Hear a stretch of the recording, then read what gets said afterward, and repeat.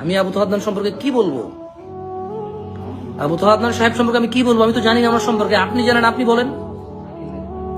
আপনি জানেন, আপনি বলেন। আমি তো জানি না কোন ফেসবুক পোস্টে কি লিখছে, কি লিখছে না লিখছে, এটার উপর ভিত্তি করে আমি বলতে পারবো না।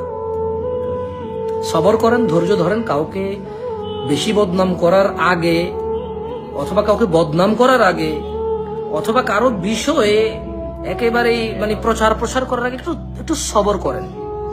যদি কেউ অন্যায় করে, অপরাধ করে, আর যদি সে ফিরে না আসে, সে লাঞ্ছিত হবে। আপনি করা লাগবে না তো, আমি করা লাগবে না।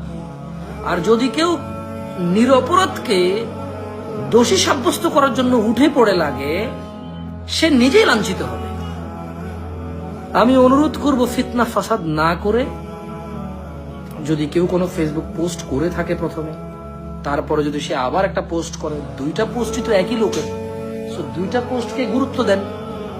যদি একজন বলে যে আমি অজ্ঞতাবশত পোস্ট করেছি, এটাকেও গুরুত্ব দেওয়া উচিত, এটাকেও গুরুত্ব দেওয়া উচিত। এত বিচার বিশ্লেষণা করে করবো কি? আমি কি হাকেম? আমি কি বিচারক? বলেন।